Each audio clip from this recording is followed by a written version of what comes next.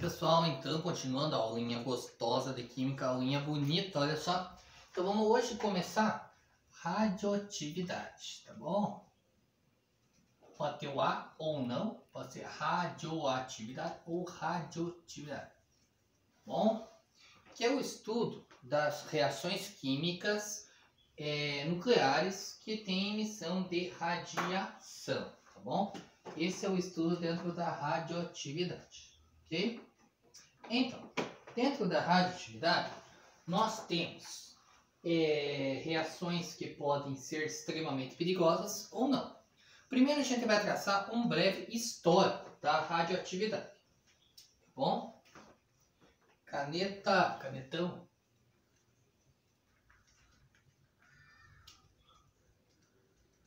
Canetão azul. Então, para tratar um breve histórico da radioatividade, a gente vai fazer o seguinte.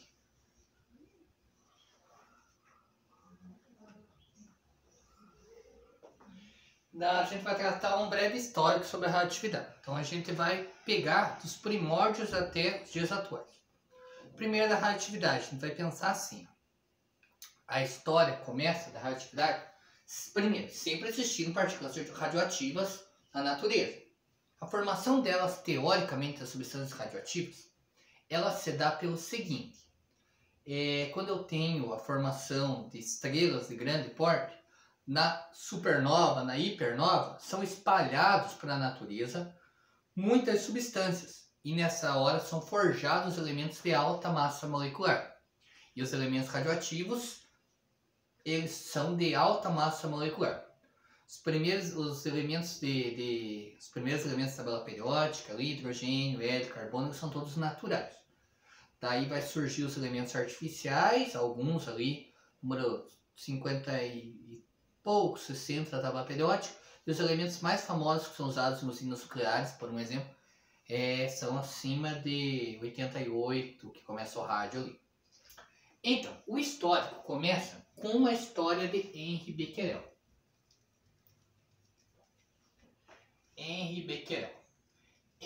Becquerel viveu no final do século XVIII, meio para o final do século XVIII, e ele fez algumas descobertas acerca da radioatividade. Vocês podem pensar, nossa, que bobo que ele descobriu, mas ele é importante, por isso que o nome dele aparece nos livros de química dentro de radioatividade.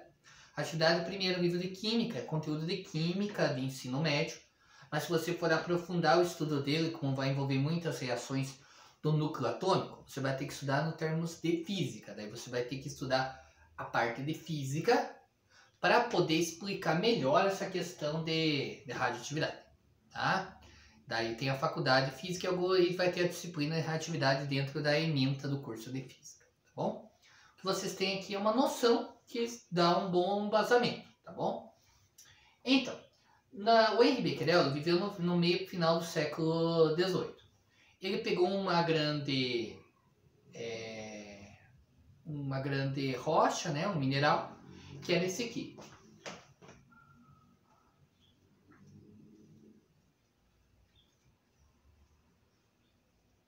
Tá bom? Esse aqui é o sulfato de potássio e uranilo. E ele pegou o mineral e deixou no centro da sala. E fechou todas as janelas. A sala totalmente não tinha entrada de luz de nenhuma forma. E ele percebeu que aquele mineral continuava brilhando. Tá. Ele saiu e ele voltou dali a um dia. E o mineral continuava brilhando. Saiu, voltou no outro dia. E o mineral continuava brilhando. E daí ele voltava. E 1 mês depois, 2 meses depois, e o mineral continuava brilhando. Então ele determinou isso, que a substância radioativa seria aquela que continua brilhando infinitamente, nunca para de brilhar. Na ciência nós temos, por um exemplo, substâncias fluorescentes e fosforescentes. As fluorescentes são como essa lâmpada aqui, lâmpadas de LED normal. Você está emitindo luz, à medida que você para de fornecer energia, ele para de acender, para de brilhar. A fosforescente é aquela que alguns controles remotos têm, que os ponteiros de alguns relógios têm com tinta fosforescente. Tem pessoas que têm no teto das casas com desenhos, por um exemplo, no quarto, que ele continua brilhando por um certo tempo. Então os ponteiros do meu relógio têm essa tinta. Então o que acontece? Se eu for dormir, ele vai estar os ponteiros brilhando no escuro, mas ele continua brilhando por um certo tempo. E depois ele para. Por quê? Porque ele armazena energia, é aquela questão de átomos lá que nós estávamos vendo a questão energética lá, inclusive do TSD deixando. Então ele absorve energia durante o dia e ele não libera energia de uma vez só. Ele vai liberando aos poucos essa energia, ele deixa um pouco guardada. A substância fosforescente ela é assim. Substância quimiluminescente seria como o vagalume, como as pulseirinhas de festas de algumas baladas. Você coloca duas reações químicas, elas reagem, elas têm a propriedade de, com a reação, emitir luz, e daí essa emissão de luz continua por um certo tempo e também para. A radioatividade não. Uma vez brilhado, uma vez brilhante, ele nunca mais vai conseguir parar essa reação, tá bom? É assim que ocorre. Mas o Becquerel só fez isso. Descobriu isso e tal. Esse aqui era o sulfato de potássio uranilo, para quem não lembra. Henri Becquerel. Aí entra em cena uma outra mulher, uma mulher bem famosa, a Marie Curie. A Marie Curie é, até hoje, a maior mulher cientista de todos os tempos. Cravou seu nome na história e ela mostrou que as mulheres têm enorme valor do ponto de vista científico.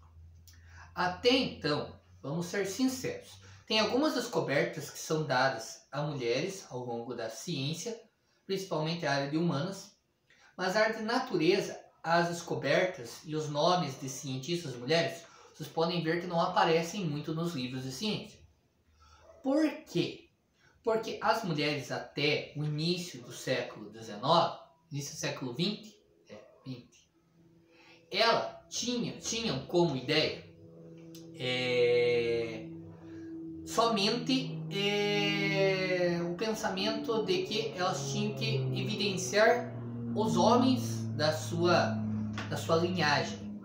Então, desta forma, se elas tinham feito uma descoberta científica, elas eram restritas a não poder fazer muitas pesquisas científicas. Algumas delas até há estudos que fizeram boas descobertas. Mas vemos as descobertas que elas fizeram, elas tinham que dar para ser divulgado, não emprestar, porque não pegava de volta, né? Não ser cientista. Elas tinham que dar a autoria do projeto, da descoberta, para um homem. Então o homem tinha que pegar essa ideia e daí divulgar no meio científico. Geralmente era um grande lugar, lá onde ficava reunido, vários cientistas, deve ter visto já em alguns lugares. Então ficava num púlpito lá e lá os homens debatiam a ciência. E até o início do século XX nenhuma mulher podia ter voz ativa dentro da ciência.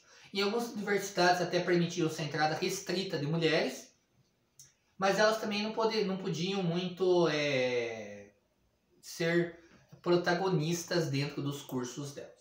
A primeira mulher a fazer isso foi Marie Curie. Então primeiro vamos falar um pouco de Marie Curie. Marie Curie, ela era polonesa e ela tinha seus graves defeitos para a época. Para a época era um defeito. Ela era pobre, ela era polonesa, um país pobre, e ela também era mulher. Para a época era muito ruim isto, para ser cientista. Por quê?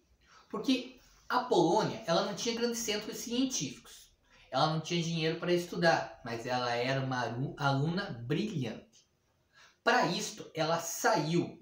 Ela terminou os estudos que são aqui no Brasil parecidos com o ensino médio, na Polônia. E ela pensou, olha, eu quero continuar estudando. Como que eu posso continuar estudando? Daí ela saiu de Varsóvia e foi para Paris. Ela traçou essa meta, mas ela não tinha dinheiro. Como que ela iria fazer? ela trabalhou cerca de 2 anos como babá para poder ter dinheiro para poder viajar para o grande centro científico da época, o berço do iluminismo, a França.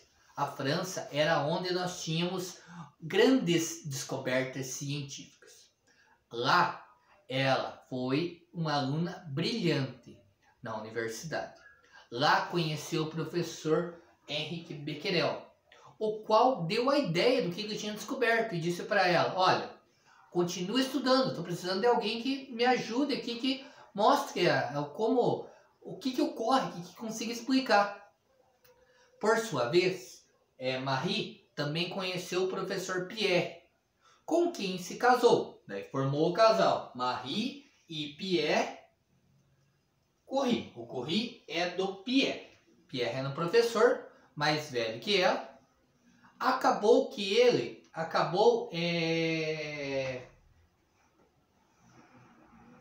morrendo. Aí você pensa, eles começaram a estudar radioatividade, o Pierre morreu do quê? Morreu atropelado na época. Nossa, mas atropelado no início do século XX, 1900 e pouquinho, pelo quê? Por uma carroça. Atropelado por uma carroça. Veio uma ponte, no meio da ponte a carroça se embestou, foi correndo, acabou atropelando o coitado Pierre e o Pierre acabou morrendo. A Marie, por sua vez, continuou seus estudos, nunca mais se casou e ela é até hoje a única mulher a ganhar 2 prêmios Nobel. Ela tem 2 prêmios Nobel, um Nobel em Física e um Nobel em Química, em 2 áreas diferentes. Física pela descoberta de alguns aparelhos que são os precursores, por um exemplo, dos raios-x. Então, aplicações da radioatividade em aparelhagem científica. E ela fez descoberta de vários elementos químicos, dentre os quais o rádio, da radioatividade, e o polônio, com quem deu o nome por causa dela ser polonesa, não esquecendo das suas raízes, né? Por isto, ela é considerada o maior nome científico mulher de todos os tempos. E ela também pode ser considerada o maior nome da radioatividade, sem dúvida, o maior nome científico que nós temos. Marie Curie, tudo bem? Podem procurar fotos dela e tudo mais. Ao longo do século, nós tivemos vários avanços do ponto de vista da radioatividade. A Marie acabou morrendo, né? Acabando a história dela, acabou morrendo. Na época foi considerado que era um problema de um resfriado que virou tuberculose, mas na verdade hoje em dia acredita-se, pelos estudos da mesa dela e de todos os componentes que ela fazia para estudo, que ainda hoje estão contaminados por radiação, que era provavelmente um tipo de câncer no pulmão que atacou ela e acabou matando a Maria Sklodowska, ou Marie Curie, tá bom? Então, aqui a Marie descobriu que esse sal brilhava por causa do quê? Por causa do K, que é potássio, do O, que é oxigênio, do S, que é enxofre? Não. Por causa do U, que é o urânio. Né? O urânio, o elemento número 92 da tabela periódica.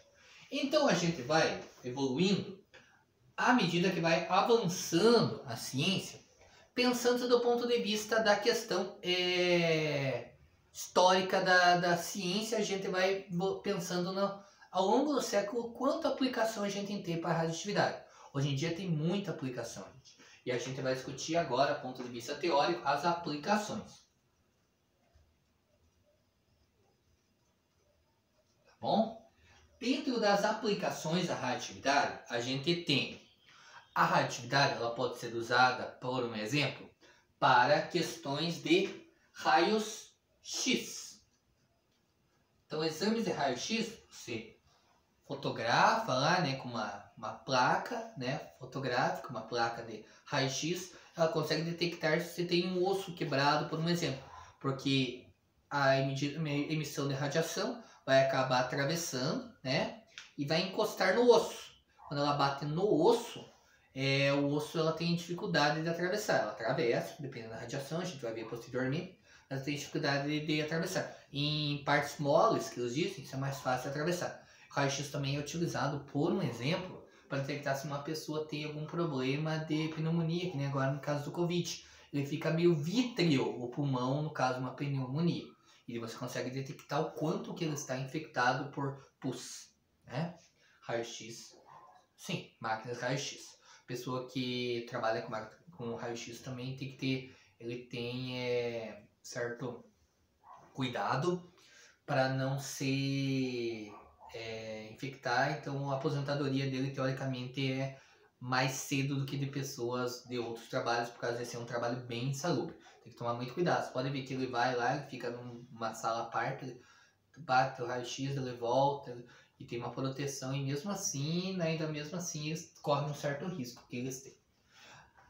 Ainda pensando assim do ponto de vista da aplicação do raio-x, nós temos ainda na medicina, nós temos aplicação que é através da quimioterapia, radioterapia, que são tratamentos do câncer, né? Ah, mas como que pode tratar o câncer se ele causa câncer? Depois a gente vai ver os malefícios que ela pode causar. Mas realmente, a radioterapia pode causar alguns inúmeros males pode causar alguns males para a saúde, mas é o tratamento hoje em dia que se encontra. Ele acaba com as células cancerígenas, ataca mais as células cancerígenas, mas também ataca as células benignas, as células que não estão fazendo mal, células boas do nosso corpo, que não estão infectadas. Daí, como ela mata meio tudo, a pessoa acaba passando muito mal. Acredita-se que em algum tempo vai abandonar esse tratamento que é totalmente invasivo. Mas hoje em dia é um tratamento que é encontrado para o câncer, que eu considero o mal do milênio, sem dúvida. Tomara que ao longo deste milênio a gente consiga descoberto. No iníciozinho dele, né, ainda tem 900 anos pela frente, 980 anos pela frente.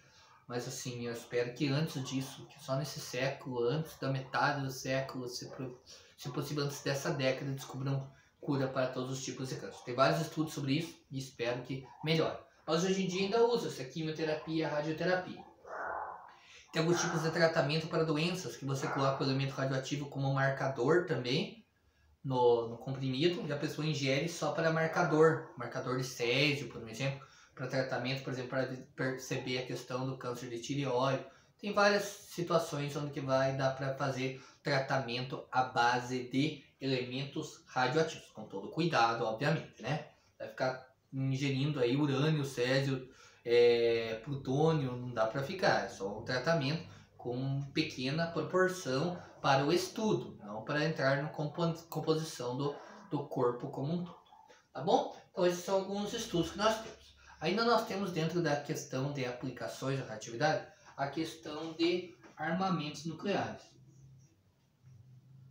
Então tem as bombas de Hiroshima e Nagasaki, por um exemplo, que atacaram, né, Hiroshima e Nagasaki com vários megatons, como se fossem 1000 toneladas de dinamite, e são extremamente energéticas nas bombas nucleares, né? Bombas de fissão, bombas de fusão, são extremamente energéticas. E ainda a gente pode usar como armamento bélico também, como por exemplo tipo de veneno. Teve um czar de um país do leste europeu, que era um ditador, que acabou morrendo ano retrasado, que enviaram para ele uma carta com um elemento radioativo no pó da tinta.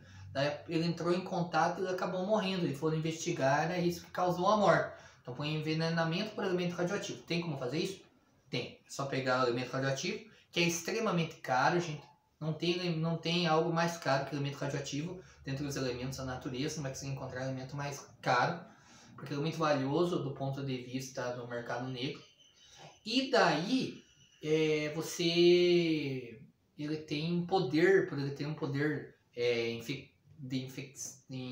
vou dizer, de matar uma pessoa muito grande, nocivo, né, muito grande, e vai acabar causando esse enorme mal aí que nós temos, tá bom?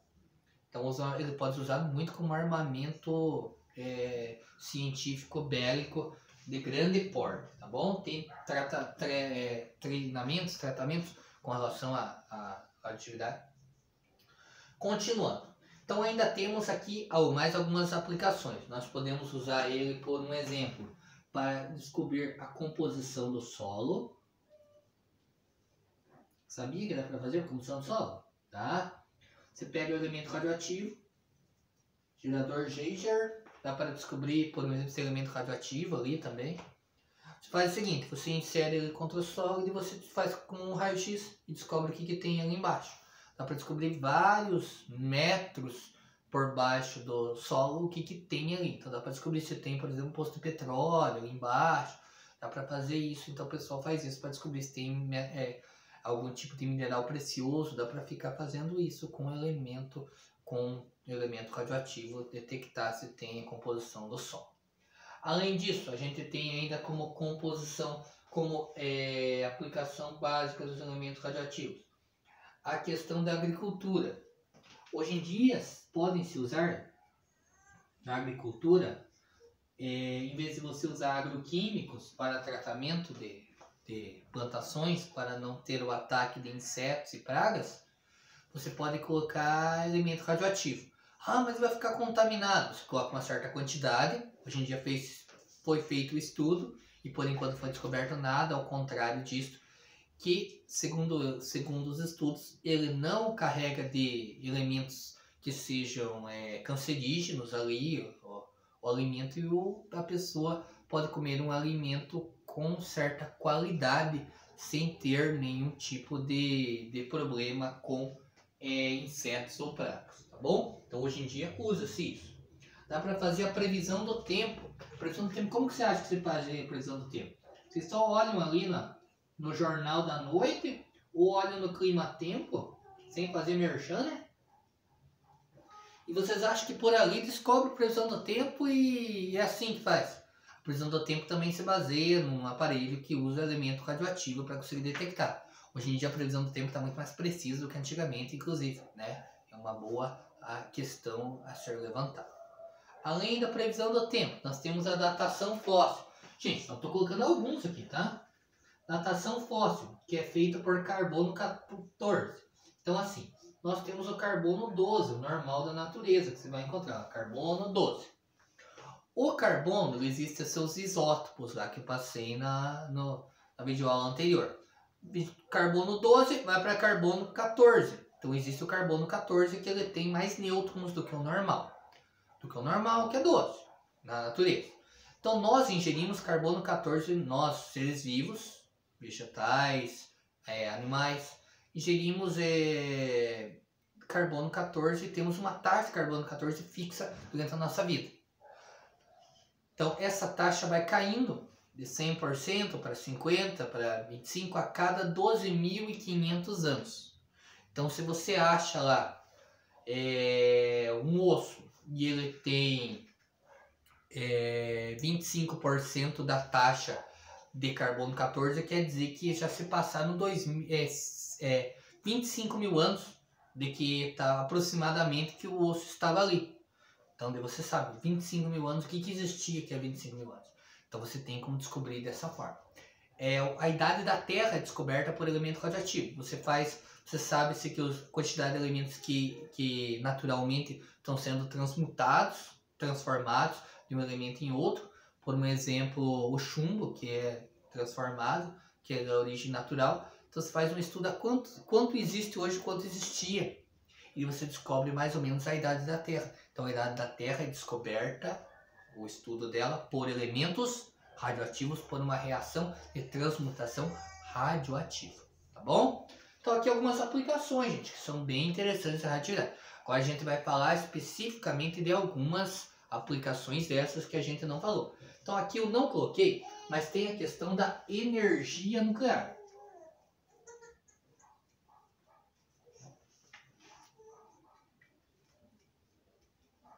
Tá bom?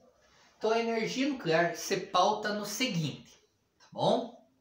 Se pauta, eu tenho um reator nuclear, então aqui tem um reator nuclear, no qual eu tenho uma reação de fissão nuclear. Vou deixar alguns vídeos que mostram algumas imagens de um reator nuclear para vocês. O reator de fissão nuclear, ali dentro, ele é circundado, claro, por proteção, para não vazar radiação, e ele é circundado por uma água fria aqui, ó. Por que água fria? Dentro do estudo da velocidade das reações, a gente descobre que quanto menor a velocidade, menor a reação. Então, assim, a reação química, ela vai fazendo o seguinte.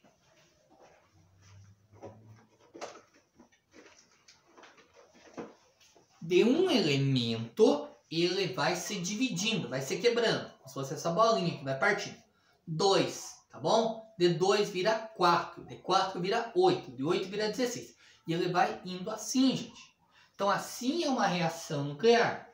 Se você não frear a velocidade, em questão de milésimos de segundo, ele vai aumentar drasticamente essa reação e ele vai causar tanta energia que não vai ter como ser controlado. O que vai acabar acontecendo? Vai acabar explodindo o reator. Então você tem que ter água fria em volta, tá bom?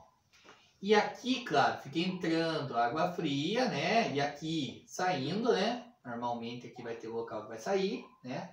Água fria passa e vai circundando ali, tá?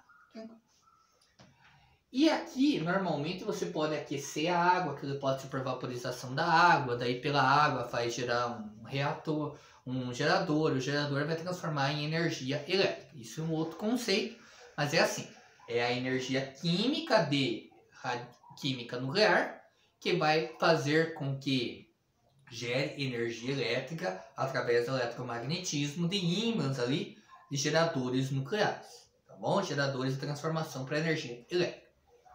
Pois bem, imaginem agora que eu tenho água aqui, ó, tá bom? No meu exemplo, mas de verdade é assim. E quando tem os problemas de usinas nucleares,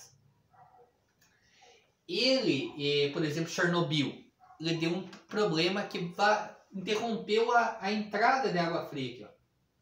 Se interromper a entrada ou a saída de água fria, aqui que não tem como abrir uma outra brecha, o que vai acabar acontecendo? Isso aqui vai virar uma panela de pressão, gente. Isso aqui vai começar, ele está fechado, o sistema é hermeticamente fechado para não poder vazar radiação, né? Panela de pressão, querendo explodir, pá, explode. E agora? O que eu tenho que fazer? Eu tenho que pegar e usar meus conhecimentos para tentar abrir isso aqui. Foi o que ocorreu em Fukushima. Mas qual que é o problema que nós temos? Um dos problemas que nós temos da energia nuclear. Um dos problemas que nós temos é a questão dos acidentes nucleares. Isso que eu queria levantar para vocês. Os acidentes nucleares são muito perigosos. Então, além de explodir, então muitas pessoas foram infectadas em Chernobyl. Diretamente explodiu, matou muitas pessoas e além disso foi varrendo a radiação por toda a Europa. Então o elemento radioativo contaminou água, ar, solo ali do local e o ar, né, foi se espalhando ainda pela Europa. Não se foi descoberto nenhum problema pela questão de malefício a longo prazo, mas provavelmente algumas pessoas foram infectadas, né, foram diagnosticadas com câncer por causa disso, mas não foi nada comprovado. Mas a nuvem, que é característica da radioatividade, uma nuvem preta, estranha, ela foi varrendo do leste para o oeste da Europa, passando por todos os países ali. Então o acidente nuclear é muito sério. Além de Fukushima, nós tivemos Troy Island nos Estados Unidos, também é um grande problema que teve. Além de Troy Island, nós tivemos agora mais famoso, agora Fukushima. Fukushima foi agora, há menos de 10 anos, os japoneses conseguiram se virar muito bem. Travou a entrada, mas mesmo assim, eles pegaram e conseguiram desbloquear em pouco tempo, poucas pessoas acabaram morrendo, e eles acabaram hoje em dia, um controle muito grande de radiação, lá eles têm um alarme, que nem aqui nós temos para a questão de incêndio, né? Eles têm um contador lá, verde, amarelo, vermelho, é só uma cidade, né, de pequeno porte. Então eles fazem o seguinte, eles têm um alarme lá que fica, se subir o nível por causa da temperatura, por um exemplo, da umidade, troca o alarme, o que eles fazem? imediatamente eles têm que evacuar. Se chegar no nível crítico é melhor evacuar do que voltar. Mas poucas pessoas retornaram ao local. Mas já estava tendo há 2 anos atrás eu vi, já estava tendo aulas normais, estava funcionando o comércio de pequeno porte, já estava funcionando para vocês verem como que funciona. Então aí os acidentes nucleares são alguns dos problemas que nós temos. Mas a tecnologia cada vez vai fazendo com que nós possamos abandonar esse tipo de energia. Mas por que ele era muito utilizado na década de 80, 90, início dos anos 2000? No Brasil temos Angra 1, Angra 2, Angra 3. Inclusive, Angra 1 já foi abandonado, já não pode mais ser utilizado, a energia dela não é mais rentável. Daí agora estamos passando para usar Angra 3, né? Mas então, por que usava-se muita energia nuclear? Porque você pensava assim, ó, tem 2 pontos. Tem pessoas que pensam, ó, o domínio do estudo nuclear é bom para nós, porque dominar num possível problema de questão de armamento a gente já tem algum estudo. Tem vários países que pensavam desta forma. E do ponto de vista energético, como que a gente analisa? É assim, gente. Se você pensa do ponto de vista natural, você vai tentar aproveitar hoje em dia o que você pensa as energias renováveis.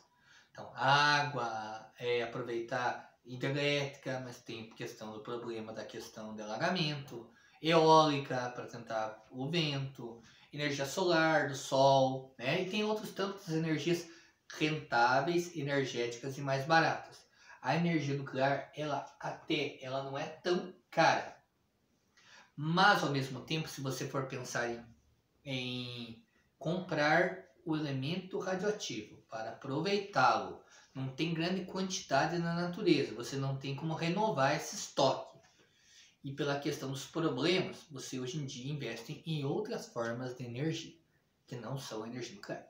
Vários países que usavam energia nuclear hoje em dia não usam. Outro problema grande, que eu não listei aqui, é a questão do lixo radioativo.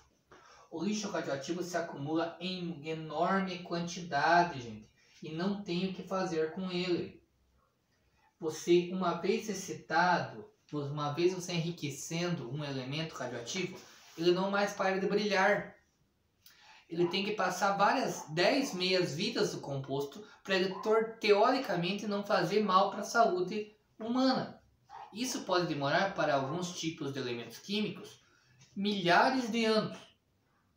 E quem aproveitou a energia não sobra mais nem descendentes dessa pessoa, né? Então não é vantajoso. O que você vai fazer com o lixo nuclear, já que ele é extremamente perigoso e você não tem onde colocar? Então tem algumas ideias. O pessoal começou a enterrar, mas se vazar, o pessoal tentou colocar debaixo do mar até para esconder. Mas imagine vazar e entrar em contato com os lençóis freáticos que tem ali, em contato com a água em si do mar. Não tem como você fazer algo. Então, o que o pessoal diz hoje em dia que é feito é acondicionado em antigas minas de sal, que daí já estão abandonadas, ou também colocado em grandes galpões e torcer para não correr nenhum grande problema de intempérie. Por exemplo, sei lá, de um vulcão. Entrou em erupção ali do nada. Isso é mais difícil, mas veio um furacão, veio um terremoto, daí vazou tudo aquele líquido ali, e agora? Então tem muito problema que a gente pode descobrir da questão da radioatividade do lixo radioativo. Outro apontamento que é interessante, que a gente estava falando do problema que nós temos relacionados à questão da saúde humana, né? Qualquer contato com o elemento radioativo causa enormes problemas. A pessoa que entra em contato direto com o elemento radioativo, automaticamente, porque é muita energia vinda que o seu corpo não consegue suportar. E daí as células vão acabar se rompendo e vai acabar morrendo a pessoa rapidamente, mas agoniza até morrer. Então, o maior problema que ocorreu no Brasil foi do Césio 137, em Goiânia. Ele estava com uma antiga máquina de raio-x. A máquina de raio-x ela foi colocada no lixão. a pessoa bateu na máquina, derrubou o césio, verdinho, brilhava, ela achou bonito, compartilhou com a família lá, passaram nos familiares, a família acabou morrendo. Hoje em dia ainda tem as fotos dos caixões pequenos, cheios de chumbo, né? Por que chumbo? Porque o chumbo é denso, os átomos estão todos juntinhos uns dos outros. A radiação não passa por ali, as radiações que são menores. Por isso que os elementos mais densos, no caso o chumbo ele é denso e barato, que usa-se para colocar em volta de caixões, em volta para proteger da questão da radiação, e no caso os caixões era como eles estavam protegidos, era com chumbo. Então, só para vocês verem o quanto que é agressivo. E no caso das células é assim. Então você tem a tua célula, a formação da tua célula, né? Então tem as bases nitrogenadas, a citosina, guanina, tineina, tudo é baseado em afinidade química. Concordam? Então o que acontece? Então a citosina lida com guanina, tinina, adenina, né? E o que acontece é que a radiação ela pode modificar a dupla hélice do teu DNA. Então pode modificar teu código genético, de tal forma que a pessoa já nasceu de certa forma normal. Mas sei lá, você tem 6 dedos, tem 5 dedos na mão direita, mas modificou teu código genético. Vai aparecer o sexto dedo? Não, porque você já nasceu, né, dessa forma. Ela foi usada para a tua formação. Então não vai nascer um sexto dedo. Mas aí o que aconteceu é que uma outra mulher que também foi exposta, ou um outro homem que foi exposto, também aconteceu de modificar o código genético para ter o sexto dedo. Então quando for feito o cruzamento do homem com a mulher, automaticamente vai acabar na dupla hélice aparecendo o sexto dedo lá. Daí a criança acaba nascendo. Por isso que os filhos das gerações que foram contaminados com radiação tem maior possibilidade de acontecer alguma anomalia da radiação deles. Tá bom? Isso é uma coisa importante. Vamos falar um pouco das partículas radioativas então. Nós temos 3 partículas radioativas. Isso é o perigo, né? Então nós temos as partículas alfa,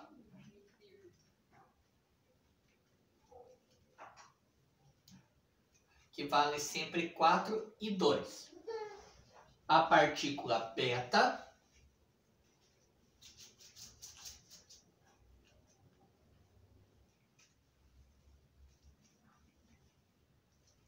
beta 0 e menos 1, e os raios gama 0 e 0.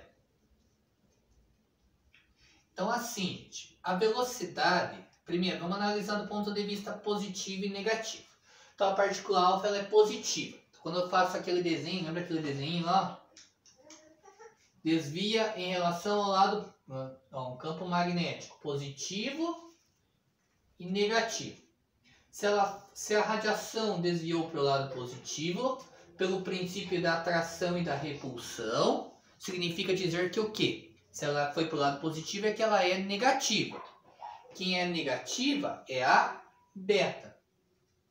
Se ela foi para o lado negativo, significa que na verdade ela é positiva, que ela é a alfa. Então a alfa é positiva, a beta é negativa. E a gama ela não é nada, nem positiva nem negativa, ela é neutra.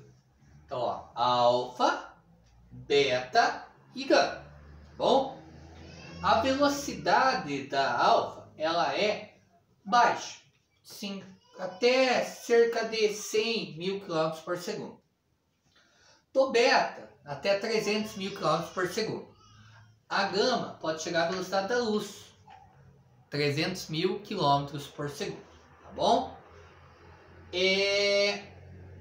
Por causa da alfa ter esses valores 4 e 2, que eu vou avisar em outra videoaula, vou postar sobre isso aqui, ó. Alfa 4 e 2, beta 0 menos 1, gama 0 e 0. A gente vai retomar isso. São os valores, para quem não lembra, massa e número atômico, que a gente viu lá da tabela periódica. O alfa 4 e 2 é muito pesado, é quase como um elemento de hélio, quase, porque ele é só um núcleo do elemento de hélio, ele não tem os 2 elétrons, né?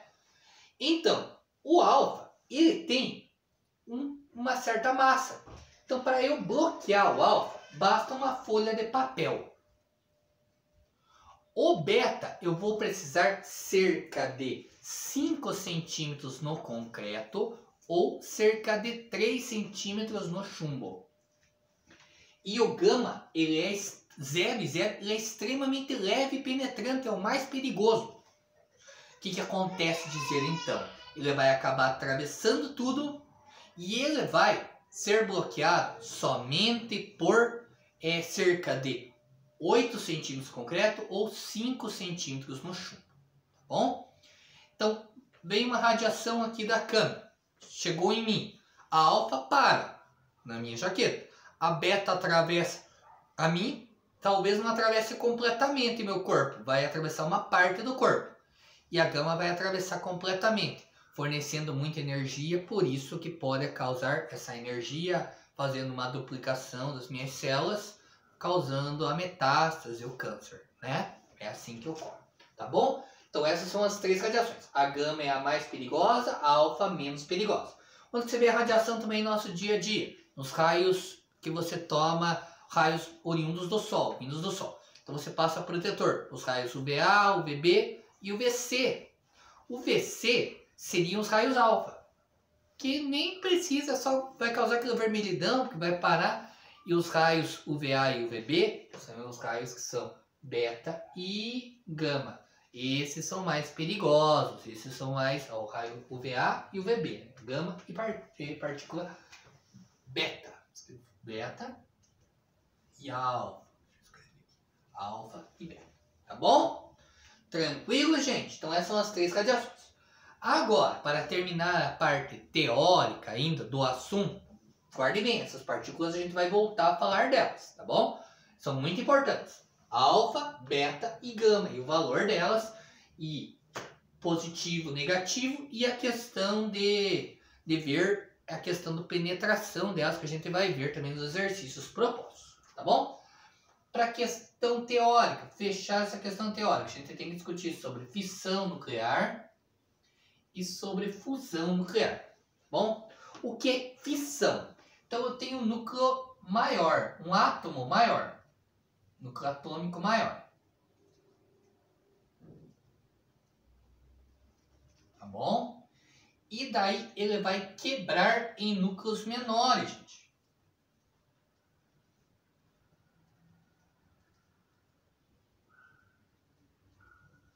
Tá bom? Então, ó, um núcleo maior, núcleo atômico maior, se separa, se divide, né, em núcleos menores, liberando enorme energia, enorme. Exemplo, fissão seria exemplo?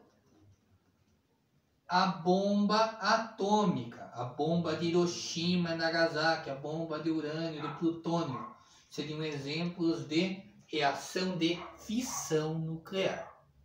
Agora a gente vai entender o que é a fusão nuclear. Para fechar, a fusão nuclear é quando eu pego núcleos menores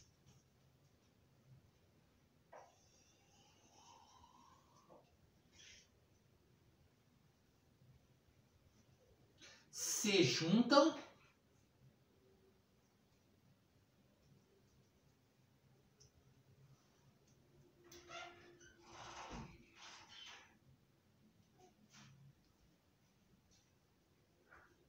bom? Núcleos menores se juntam, se unem para formar núcleos cada vez